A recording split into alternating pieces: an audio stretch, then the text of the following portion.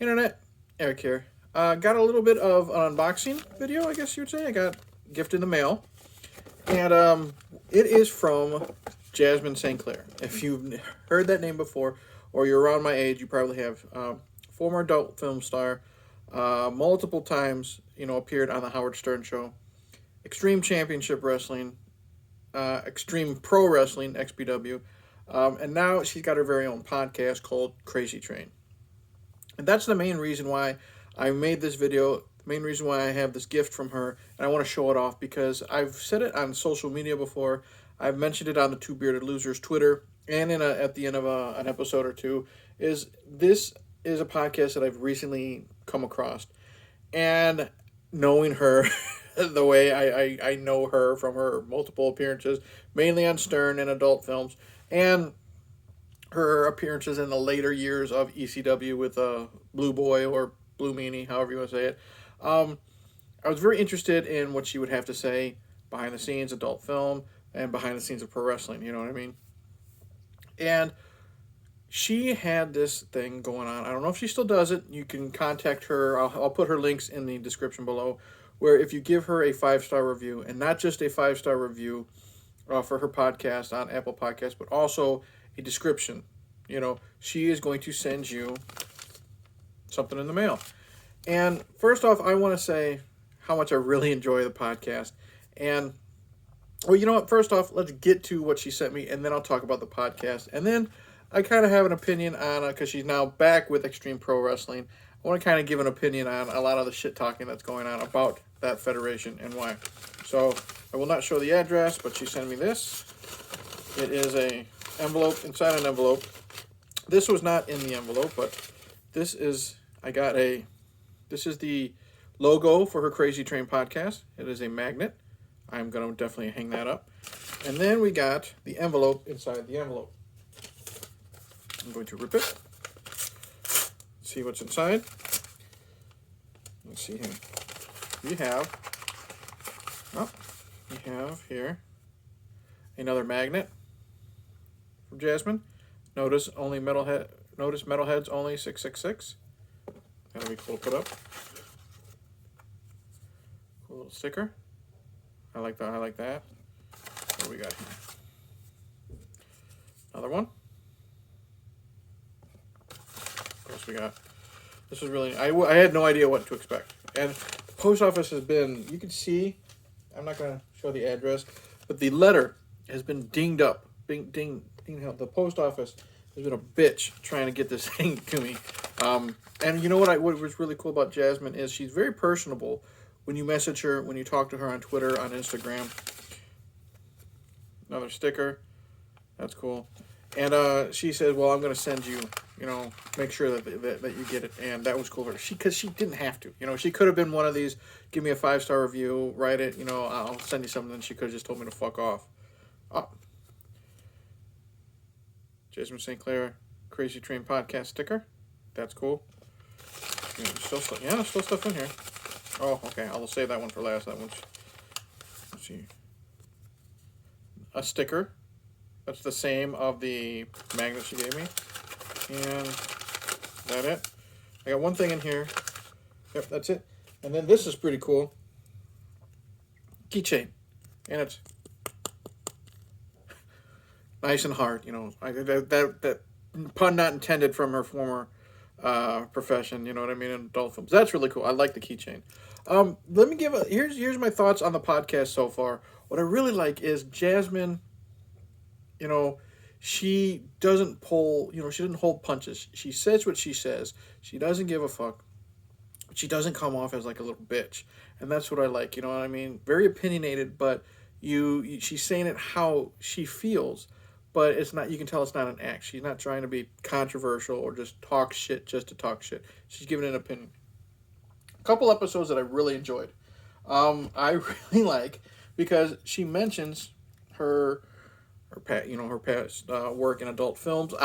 One of the episodes that I laughed my ass off was when she was just getting into the business, and she chose who one of her, I don't know if it was her debut or not, but she was watching She's watching a film of who she thought was going to be her co-star and who she thought was Peter North.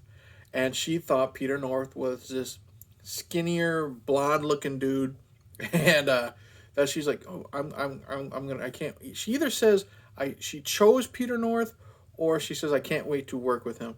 And then he shows up, and it's Peter North. You know who Peter North is, and you know what Peter North is famous for in porn, and that's why she didn't get too graphic, but she talked about how she was in for a little bit of a surprise when she worked with him. Being in a relationship with Lemmy from Motorhead, getting to know the man who I didn't know too much that many stories about Lemmy. I've seen interviews. It was cool seeing the curtain pulled back. She talked about the time when she was homeless, living kind of like Chris Farley, living in a van down by the river, but I think it was an SUV. And what I like about this now is she's now finally starting to get wrestling people, personas, on her podcast. Dirty Ron McDonald, who is an XPW wrestler, and he's literally he paints himself up like fucking Ronald McDonald. He's dirty, he's crazy, and I'm really becoming a big fan of him.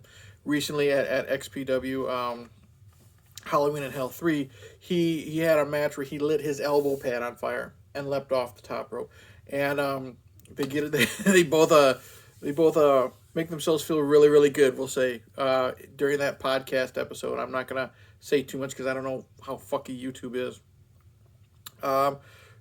Recently just had the Necro Butcher on.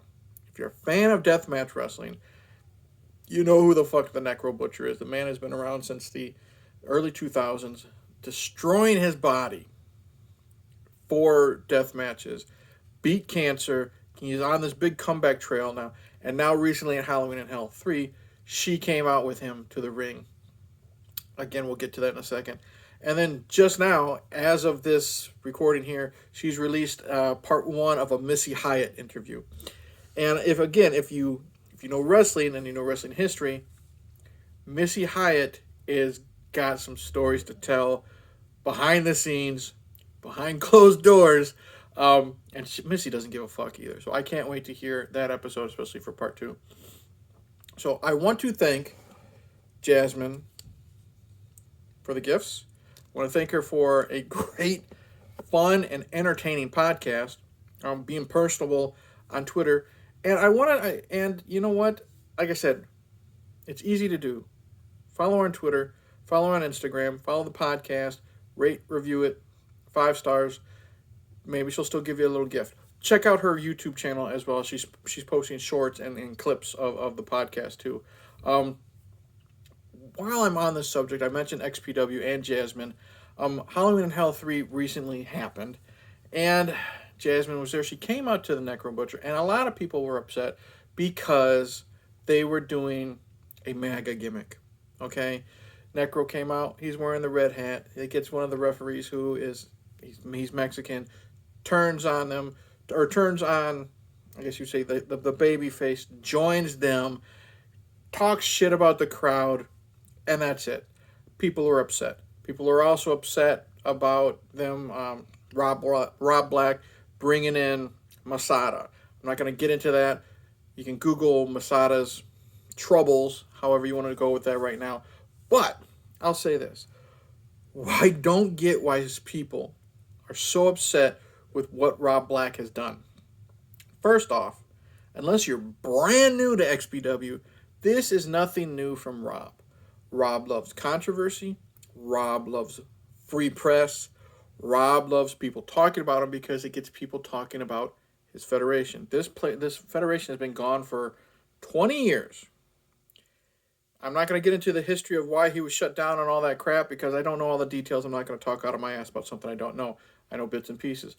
Back then, XPW was known for doing trash, controversial stuff related to pornography because Rob worked in the pornography business. So much stuff that they no way could get away with now. They had a man, they have Angel, the hardcore homo. They literally that's his name. They had Pogo the Clown, a guy coming out dressed like John Wayne Gacy, as the clown. They had, I can't remember his name, but they had literally had a dude dressed like a gimp with a knife, and he was into snuff films. Okay, back then. Now, a lot of these fans who were fans of XPW back then are now upset because of a MAGA gimmick. Now, listen, regardless of what Butcher thinks, regardless of what Drake Younger thinks, because people were shitting on him, even though he had a fantastic fucking match, and people don't want to acknowledge that. They're so busy on the politics and the lifestyles that these people are living. Where were you guys 20 years ago? Nothing has really changed. Rob likes people talking about him. He wants to make controversy, to bring people to the website, the Twitter page, possibly getting their next pay-per-view because they want to know what the fuck's going to happen next. I don't get it. And why? And listen, this is nothing different than what WWE has done before. WWE had Triple H banging a mannequin to make it seem like Kane was into necrophilia, Mae Young showing her titties and giving birth to a hand. Triple H drugged Stephanie McMahon and married her, but because a guy wears an orange or a red hat, it's bad. It's the same fucking thing. This is a storyline. It's Crash TV. It is what it is. It's nothing different than anything we saw on WCW at the time. ECW. They all wanted this controversy to get people to talk about them and get their name out, and that's what it is. And the sad thing is people overlook the action that's happening in the match. Drake Younger had a fantastic death match. Necro Butcher kicked fucking ass that night, and it was cool to see Jasmin swinging that cane again. And then at the end, the Masada thing, again, I'm not speaking for that. I'm just going to say it's he said, she said. Rob Black, he got people to watch, he got people to talk. That's what a promoter does. Ringling Brothers, Barnum and Bailey, it's a carny business. It's a circus. You bring the people in to the freak show, you charge them money, they leave talking about it. That's what XPW is. I'm happy it's back because it's the XPW of old. Rob, the only thing I can think of is, other than Halloween and Hell 3 had a two fantastic women's death matches. The only thing I would say is, Rob, just make sure you have a ring bell, working microphones, and brother, please just make them under a little shorter. 4.5 hours is an improvement from the 7-hour, King of the Deathmatch show, but still, goddamn. Anyways, XPW is back. It's great. I'm happy. Since this is XPW related, I'm not going to get into their little feud that they're having with another federation that I really enjoy.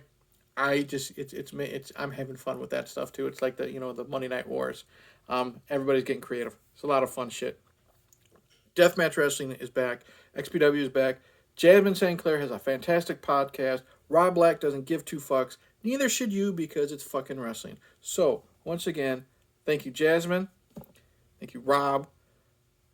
That's it. Cheers.